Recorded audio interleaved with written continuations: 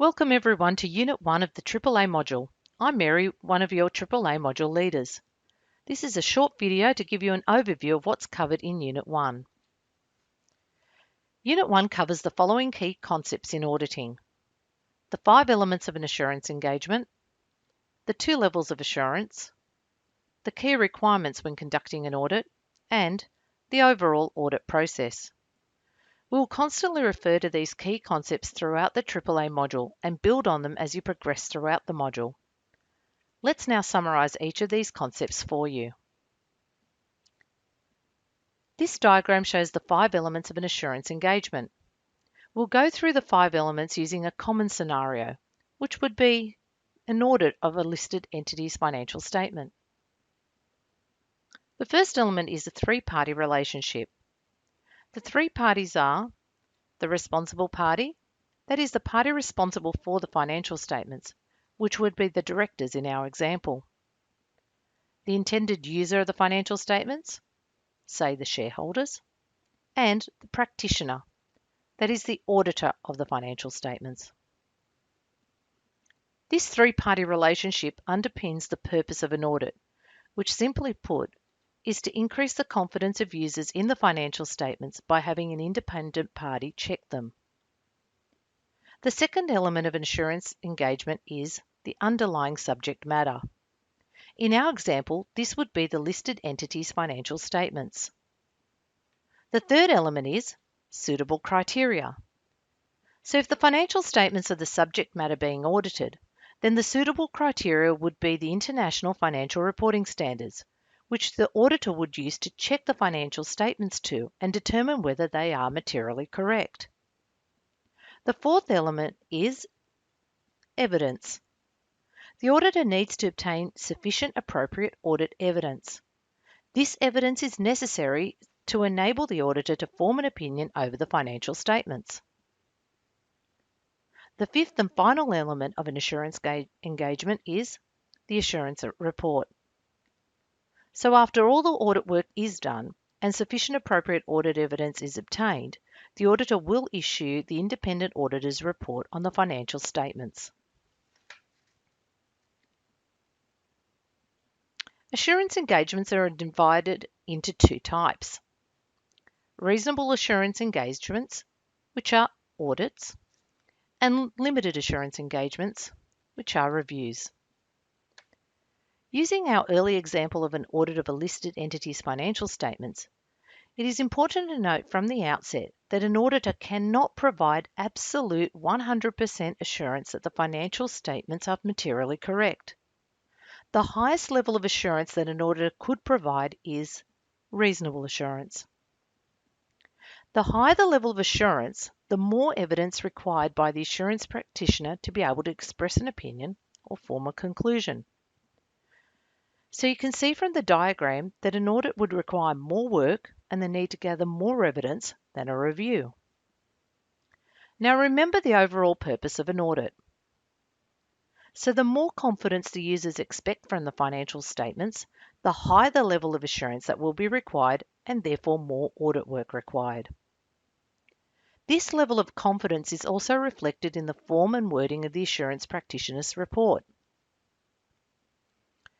An audit of the financial statements will express a positive opinion, which means in the audit report it will state, in our opinion, the financial statements are in accordance with IFRS, etc. As less assurance is provided in a review engagement, the review report on financial statements will express a negative conclusion.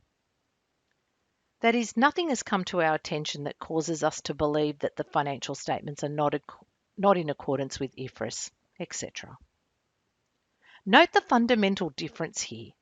An audit results in the expression of an opinion, whereas in a review, it results in a conclusion. Now, with respect to related services, such as an agreed upon procedures engagement, no assurance is provided, and therefore this is not part of assurance engagements. Related services are discussed towards the end of the AAA module. There are 5 key requirements when conducting an audit. The first is ethics, When conducting an audit, the auditor needs to comply with relevant ethical requirements, including those that relate to independence. Ethical requirements are discussed in detail in Unit 2. The second requirement is that the auditor must plan and perform an audit with professional skepticism. Professional skepticism is an attitude that includes having a questioning mind, being alert to conditions that may indicate possible misstatement, and critically assessing audit evidence.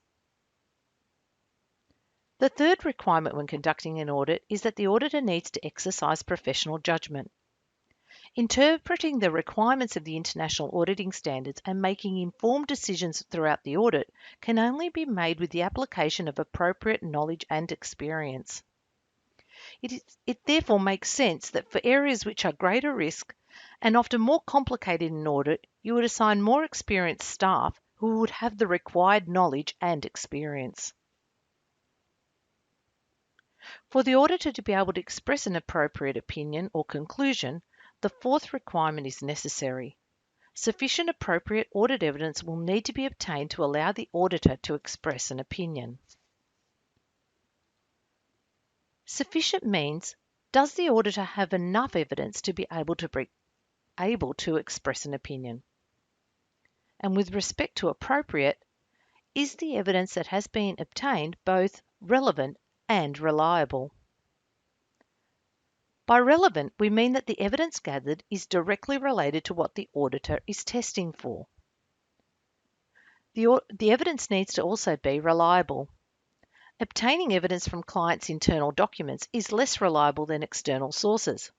For example, sales invoices, which are internally generated, are less reliable than a signed delivery docket by a customer to show that the sale had actually taken place. Note that the evidence needs to be sufficient and appropriate for the auditor to be able to express an opinion. It would be pointless if the auditor had enough evidence, but it wasn't from a reliable source, and vice versa.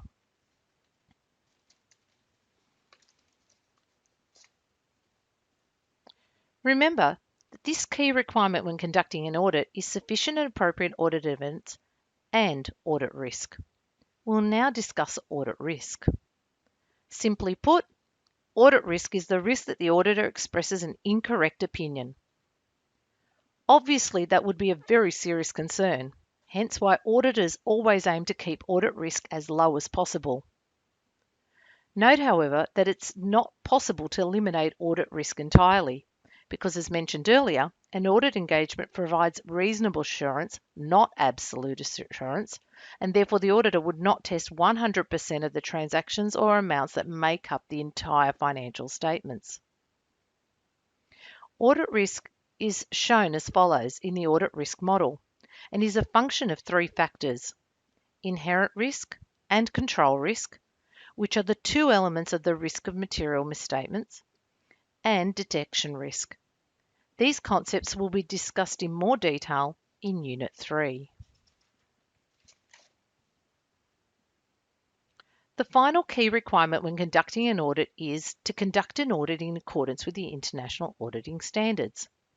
It's important to note that to properly apply the auditing standards, an auditor needs to understand their entire text, not just the mandatory components. Last but not least, it's important to recognise that audit is a process. The main phases of the audit can be illustrated as follows: from pre-engagement activities to planning to testing and then completing the audit. Note that the risk assessment continues throughout the audit. As audit work is performed, new risks may be identified that the auditor was previously unaware of and therefore now need to be addressed. Units 2 to 10 of the AAA module follows the audit process from pre-engagement phase right through to finalising the audit and issuing the auditor's report. So that sums up our overview of Unit 1. If you have any further questions regarding Unit 1, please post them on the discussion board. Thank you for watching this video, and look out for other overview videos for other units in the AAA module. We wish you all the very best of luck in your studies.